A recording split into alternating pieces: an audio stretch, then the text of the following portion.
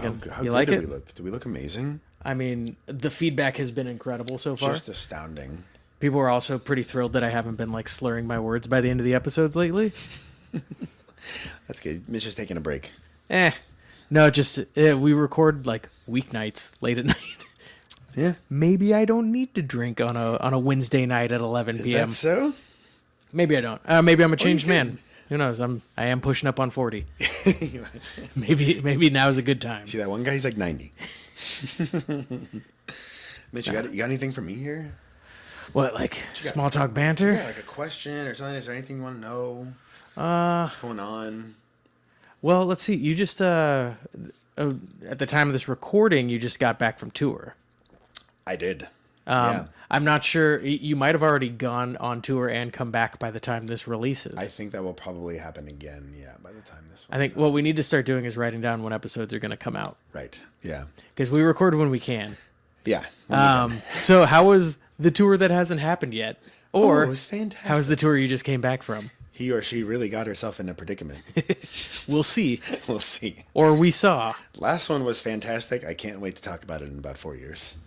Probably, honestly, I'm going to be honest, probably the last one I just did was hands down one of the top 4 tours I've ever done. I was Nice. very happy. Yeah. That's cool. Yeah, because you're touring with your brother again. Oh. He got to do that one, yeah. And it was the first time I'd toured with him in 11 years. So it was... Nice. It was, yeah. That's it was very sweet. fun. Yeah.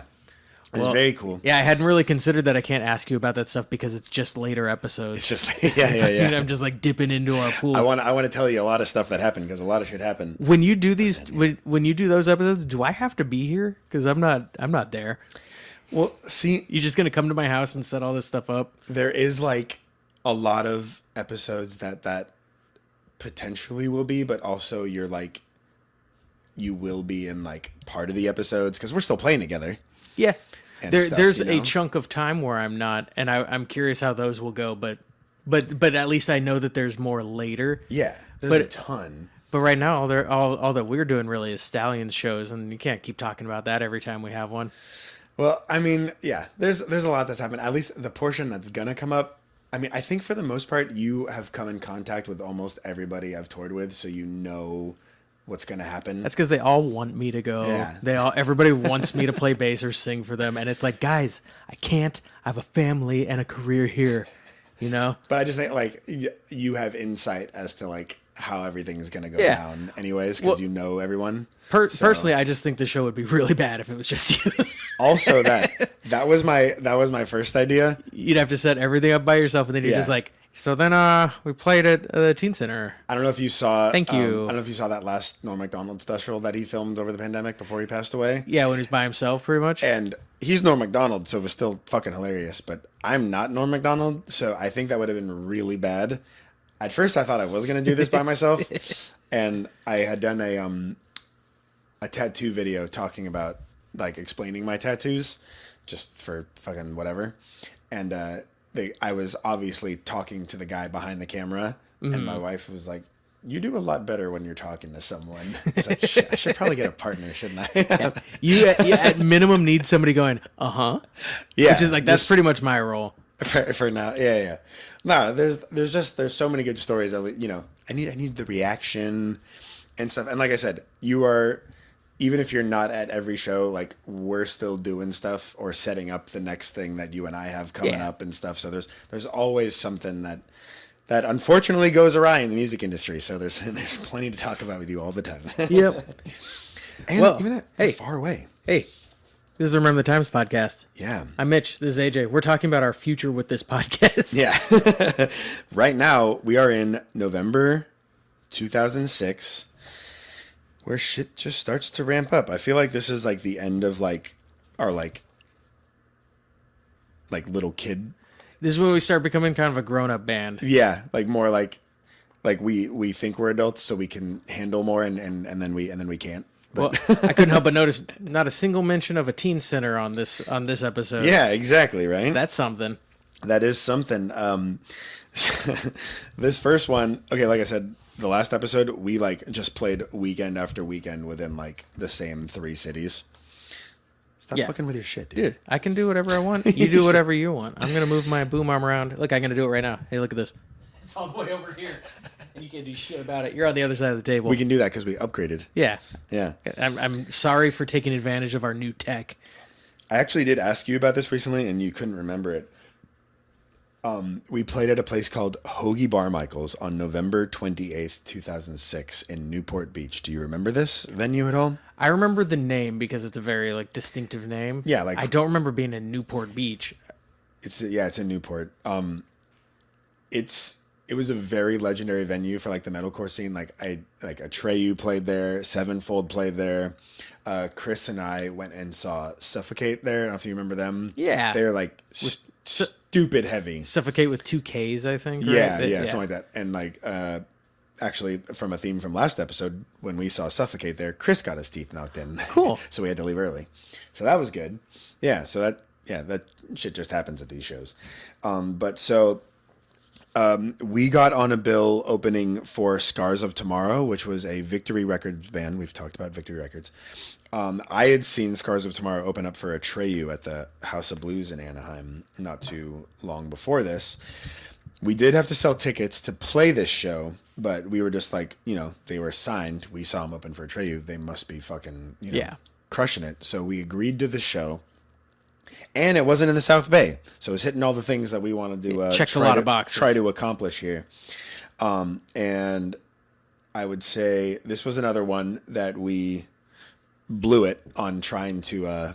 Everything is working, right? Yeah. Okay. We blew it. We didn't sell like any tickets. I think we had sold like 5, and we had to sell like 30 or something. And so we were gonna have to like pony up quite a bit of dough. And I figured a lot of people were gonna come, so I just went outside to the front and like tried to sell tickets. I kind of remember that. And I sold like 3 tickets in like 2 minutes. I was like, fuck yeah. We're going to pull this is off. going to be fine. And then my grand total was like those 3 tickets. So, Turns out everybody who's walking up here already has tickets. already has a ticket, so bummer. But this was in the time where walk-ups, I feel like, were still pretty prominent, especially in our scene, because, you couldn't just buy it on your phone because fucking smartphones hadn't been invented That was not a thing. Yeah. So yeah, we blew that one. I do remember the opening band from before us. I think we had like the 3rd out of 5 slot or something. The opening band wore a bunch of masks, and I remember at the time thinking they looked really stupid, while also simultaneously having Slipknot be one of my favorite bands. So I don't really know what my problem was. You're like, this is super lame. They can't do it as well as my favorite band who does the exact same thing. Yeah, I don't know. It was, whatever. I was 19. But, well, that's what I always kind of felt about like Slipknot and the Misfits. Like they started off with doing like full makeup and full masks and shit. Yeah. Like they were playing their local teen centers in crazy costumes. Right? That's like wild. And it doesn't really like translate unless there's a bunch of fans there like. It's cringy until it works. Yeah, exactly. Yeah, so I guess these guys were just a little bit of ways of me thinking they were cool. But so there was that. And the only other thing I really remember, so Scars was like way heavier than us. I don't think they sang really. If they did, it was very minimal. And we were all nervous that we weren't going to fit in because we were still, we were very prominently singing. And we screamed, but not that much. So Chris, like basically on a whim, like on stage, just decided to scream all of his lines instead of sing with you. And at first we were like, oh, like what the fuck is he doing? And then we were like, okay, yeah, it's probably a good idea. We're trying to fit in here. Yeah, good job not talking to the band about it before. Yeah. Just throw a curveball. He told us afterwards where his mind was at. Perfect timing. And then, Scars came up way later in the night. I think they just came on too long. This was their CD release show, by the way. And almost everybody had left, and we actually ended up playing to a bigger crowd than them. And we stayed for them, but I just felt really bad. I was like, oh, it's a bummer, man. Yeah. Yeah. I don't know how much they toured after that, but yeah. So that's a bummer, man. Yeah. For them. Our next show was what I promoted us as. This was our 100th performance. My God. It's not 100 as far as the podcast goes, but as like our band, this was our 100th show, going from Camouflage Terraries to Low Class to S.B.N.C. And our good friend Melissa Hershey wanted us to play in her backyard for her birthday party show. Melissa's brother is actually in a band called Point North now, which are super crushing it. They do a lot of big things.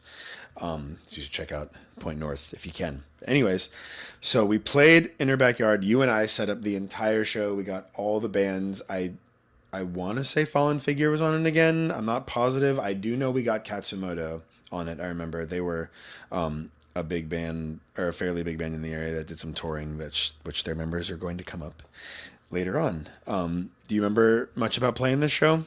Not really. No. No. I do remember she requested us to play Wester because that's her favorite AFI song. Okay. Which I know you're going to make fun of me for because I've already said it, but it's track 11 on The Art of Drowning. It's an amazing song. Track 11 on The Art of Drowning.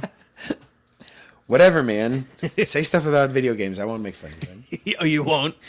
That's You don't? You never do? I reserve all of my making fun of you for your butt paddling stuff. As far as the podcast goes. Save it for stuff that actually happened, man. Anyways. Also, we played Dig Up Her Bones, and you didn't want to sing it for some reason. I don't know if you had just forgotten the lyrics or something, but I know there's pictures of it. You played bass, and I sang for some reason. Huh. I don't know quite why. Yeah, I don't know. But I was stoked because I hadn't gotten a frontman in a while. So I was like, all right, I'm going to run around, and the mic cord got caught under Chris's drums somehow, and I couldn't figure out how to get it free. So I basically had to stand still the entire song. What a fucking bummer. My first time in 4 years. It's trying to untwine this thing. You're like, all right, never mind. I'm just going to sit here. I'm going to have to stand here. Shit. Yeah, that was that one. Really good show. Actually, a lot of people turned out. It was just it was a house show in a garage in Manhattan Beach. But yeah. I feel like that was one of our last backyard shows kind of thing. Yeah, they right? kind of stopped happening. Yeah, or we were just too old to be doing it, or cops got wise. Yeah, we were nearing 20 at this point. Yeah, everybody either lived in an apartment or was living with parents that definitely weren't going to let them throw a show in their backyard. Yeah, ridiculous. So, all right, that is December 2nd. 2006. Now, December 27th is our last show of 2006. Whoa. We started playing very regularly at this place on the Universal City Walk called Saddle Ranch. It's right before you enter Universal Studios. Yeah, it's on the City Walk. There's more than one location. I think there's one on Sunset Boulevard too, which is a more famous one. Or something. I feel like it comes up in reality TV shows. Yeah, that's the big one, and then this was an offshoot kind of replication. Yeah. So this was our first time. I don't remember how we got hooked up with a promoter. Obviously, Hollywood is pretty far from the South Bay, at least timing wise, if not mileage wise as well. But we were always super stoked to play up there. It's a new place on the Hollywood. And you never knew who was going to wander in. Exactly. There's always the hope that you're going to play for the right person. And we got paid in a $100 bar tab, which we very few and far between ever got paid for a show. So to us, this was super awesome. We couldn't drink though. You did. Really? Oh, maybe they didn't card us? I remember us buying nachos for the band once, and the rest of the time you all just used it somehow. Huh. I don't know. Oh, we just, kind of accused them of a crime on this podcast. All right, so it's not a true story. You never know. This is all parody. Everything we're saying is satire. Yeah, it doesn't say true on our bio anywhere. Yeah, remember the parody times. Yeah, remember the parody times. Yeah, and okay, so I don't remember how we got it, but we somehow got it through this band called Death Pilot. Yeah. Do you remember them? I remember them. I don't think we ever played there without this band called Death Pilot. And it was always the two of us together. And we just, between the two of us, they were from LA. A good solid crowd came every time, and it was really fun. It was a good place to hang out, but we'll talk about walk-ups. The place was right as you go in or out of Universal Studios on the City Walk, so you just get people come in. 100%, yeah. And I do remember I noted it by the fifth or sixth time, but we sold something every single show, which was also not a complete recurrence every time. Yeah. Every time we went up there, all right, we made an impression on somebody. Yeah, somebody bought a CD. Yeah. So that was exciting for us. And we had to play there like a dozen times by then, I would right? bet at least. Because we were playing there almost weekly. Yeah, it felt like it. And I think they were on like Wednesdays or something. It was like a Wild Wednesday or a Whiskey Wednesday kind of situation. Yeah, that's kind of crazy we were able to get all of us up there. But I mean, I know we were 19, but you guys all had school. Yeah, I just did poorly in school. Yeah. We all, I think, except for Sean, I'm pretty sure we all didn't do so hot. I was just going because I thought I was supposed to. You're supposed to, yeah. I didn't, but yeah. I was going to music school, but yeah. So this is the first one of those. This venue is going to come up a lot. I don't remember anything like too crazy. I just remember it always being like a fun time for us to go up there. Mm-hmm. Yeah. So now, goddamn, we're in 2007. Ooh, baby. We're almost 10 years in. We played at the Westchester Grill again for the second time. Yeah, I don't remember which one is which, so I can't speak as to what this is. I do think I have the ticket stub from this show. This was January 2nd, so it must have been like kind of New Year's-ish. So you guys were probably all hurting real bad at this one. Not by the second. By the second? No, what? Like over... No, because you were hungover on January 1st. So you think you would have been fine by this point? I mean, we were like 19, 20. We were recovering so a lot. You were okay. Today, if I drank like I did then, yeah. I would feel bad for like 2-3 days. Right, yeah. But no, we were bouncing back. I got you remember they had a Pac-Man in there? Yeah. I was super stoked about that. I think I played that every time we played there. That's not that funny or interesting or anything, but I enjoyed it. That's what I remember about going back to Saddle Ranch. They had a mechanical bull. That's right. And you'd sometimes just see somebody riding it while you're playing because it was like a line of sight, and it'd just be like somebody who thinks they're like really sexy, like riding it, and the operator would just kind of like, I'm gonna bust somebody's face today, and just like gunk and send them forward. Have you ever done that before? Mechanical bull? Yeah, a bunch of times. It doesn't sound like it went well. It looked really hot. Yeah, I was like that. Was that Paris Hilton did that Carl's Jr. commercial where she's like eating a burger on it? Just like that. I did that. And I did a barbecue sauce dripping all over my TTs. No, I blacked out one time down at the Hermosa Pier. There was a bar at the Hermosa Pier that had one, and I woke up the next day and my chin was swollen. Oh, shit. And it was from the mechanical bull. I came down and hit my chin like right on the hard part of it. Nice. So yeah, super fun.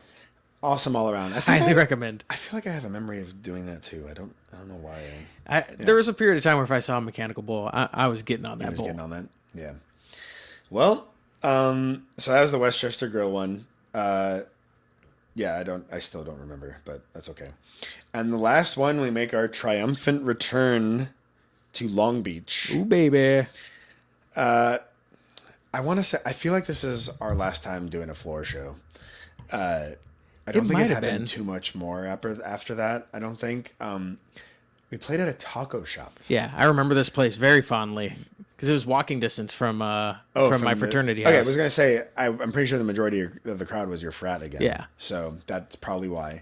Parking was horrendous. I remember. Yeah, and Pine Avenue in downtown Long Beach. Oh, it was on Pine. Yeah, oh, damn. It's right in the downtown area. There's nowhere. I remember being very uncomfortable. There's a lot of pictures from this show. It was just weird playing like in between tables and chairs that were stacked up. This place had a vibe kind of like a Sharky's in Hermosa. Yeah, like it was not a spot for a show. Should not have been. But a guy that you and I worked with about a year and a half prior. Everyone's favorite hero. Everyone's favorite hero. I'm not gonna say his name, but man, did he quit better than most people I've ever heard in my life. Like, that was just great. Go back to listen to the one where Mitch and AJ delivers pizza. But this guy was just like... Yeah, the guy who quit because something was far. Yeah, he had a tattoo on his face, a spider, and he asked us to play. I remember him talking about it when we all worked together. But, yeah, so like a year and a half later, he finally got a hold of us and asked if we wanted to play together, and it was right down from your living quarters. So we did it. It's called Taco Beach. I don't remember anything else really. The only thing I do remember is like right before we played this show. I don't know if you remember the show, TV show called Monk. Yeah. I'm a big fan of that show. I wonder why. He's an OCD detective. Interesting. Interesting. Fair point. Not the detective part, but anyways, I was watching an episode. It was called Mr. Monk like goes to a concert or something, and he is just like losing his mind because he can't handle being around people like that. But walking through the crowd is Nate. Like you just see him like walk by Monk like 3 times, and he's like rocking out in the background and stuff. The guy from Hank's Jr. Pizza. From that we worked with, yeah. I don't know how he got in there as an extra, and he's literally in like 3 or 4 shots for like quite a while. Just well, yeah, he's got like a very distinctive face tattoo. They're probably like, get right behind Tony Shalhoub. Yeah, yeah, and he's like make him uncomfortable. He's rocking out, and he's he definitely looks a little toasty, but yeah, yeah, he's at a rock show. But yeah, so that was just like right before that, so we had that to talk about. But there's a bunch of very silly pictures of us, me in full makeup and everything else at a taco shop in downtown. They had really good tacos. People ordering while we're rocking out. It was definitely not a place for a show. No, it was so in the future I worked in downtown Long Beach. And Taco Beach had like a karaoke night that they would do, and for karaoke, it was still too small. Like it was one person with a microphone. It was still kind of awkward. It was meant to just be a place where there was like loud thumping music and you ate like street tacos. Yeah, it didn't. Now that I think about it, we have had a run of very bad turnouts in Long Beach. Like we're playing while people are ordering at this one. We played to your sorority or your fraternity and a sorority and completely botched the song. I like that. That one was actually completely unintentional. I saw you do that on accident. Yeah. Right. And then we also the one that I talked about where we played to 3 people. Yeah. So we're just blowing it in Long Beach all around. It was like people knew that I was in a band, like in theory, down in Long Beach. And I was like, no, I promise. Like we're like where we're from, we play all the time. Like we get pretty things, but nobody wanted to drive up from Long Beach. So then like if anything remotely band came up in Long Beach, they were like, you guys should play. And I was like, yeah, let's do it. And like didn't really vet it or think about it at all. Yeah. And it doesn't seem to be working out well for us. Yeah. Eventually there's some good shows. Is it in Long Beach? Yeah. All right.